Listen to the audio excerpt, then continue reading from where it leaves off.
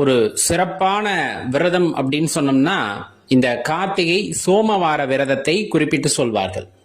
சோமவார விரதத்தை ஆரம்பிக்கணும்னாலும் இந்த கார்த்திகை மாதத்துல வரக்கூடிய சோமவாரத்துல ஆரம்பிச்சுடணும் அப்படின்னு சொல்லுவாங்க. ஒரு வருடம் முழுவதும் இருப்பவர்களுக்கு இல்ல இந்த ஒரு மாதம் முழுவதும் போதும் அப்படின்னா கார்த்திகை மாதம் வரக்கூடிய ஒவ்வொரு திங்கட்கிழமைகளையும் சிவபெருமானை மனதார எண்ணி இந்த விரதத்தை இருக்க வேண்டும் அப்படிங்கிறது ஒரு விதிமுறை.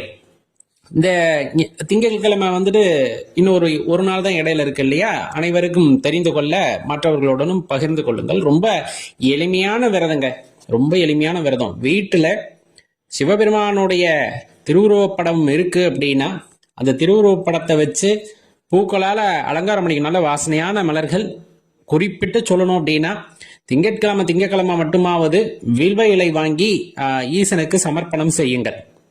நெய்வேத்தியம் உங்களால் என்ன முடியுதோ, அப்பன் படைத்ததுல எது உங்க மனசுக்கு தோணுதோ அதை அவருக்கு படைக்கிறோம். நம்ம படைக்கிறோம்னா அன்பா கொடுக்கிறோம், அவ்வளவுதான். எல்லாமே அவரது இருந்தாலும் அவருக்கு நம்ம திரும்ப கொடுக்க முயற்சி செய்யறோம். இதோட தாற்பயம் என்னன்னா, இந்த ஆன்மா, இந்த உடல், உயிர் எல்லாமே இந்த பூமிக்கு வந்ததுக்கு காரணம் இறைவன் தான். யாரு? சிவபெருமான் தான். அதை நான் திருப்பி படைக்க முற்படுறேன், திருப்பியும் உன்னோட கலந்துர முற்படுறேன் அப்படிங்கிற தாற்பயத்துலதான் அவர் படைச்சதவே அவருக்கு நம்ம நெய்வேத்தியமா படைக்கிறோம். குறைஞ்சபட்சம் பால், நாட்டு சக்கரை போட்டு வச்சாலும் போதுமானது. இல்ல கிழங்குகள் கிடைக்குது அப்படின்னா கிழங்குகள் வைக்கலாம்.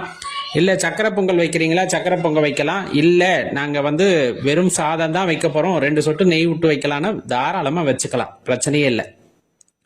காலையில எந்திரிச்சு குளிச்சுட்டு திருநீரை பூசணும், பஞ்சாட்சர மந்திரத்தை சொல்லி அன்னைக்கு உபவாசமா இருக்கணும். அதோட விதியே அதுதான். உபவாசம் அப்படிங்கிறது ஒவ்வொருத்தரோட உடல்நிலைக்கு தகுந்தாற் போல நம்ம ஏற்கனவே சொன்ன மாதிரி முடிந்தவங்க உபவாசமா இருங்க. அதுலயும் குறிப்பா மௌன விரதம் இருக்கிறது ரொம்ப சிறப்பு. இல்ல எங்களால முடியாது அப்படின்னா ஒரு நேரமாவது உணவை தவிர்க்க பாருங்கள், ஒரு நேரமாவது குறைந்தபட்சம் தவிர்க்க பாருங்கள். அப்புறம் அந்த விரதத்தை நீங்க தொடர்ந்து மாலை வரலும் இருந்துட்டு மாலையில நீங்க அந்த விரதத்தை பூர்த்தி செய்துக்கலாம்.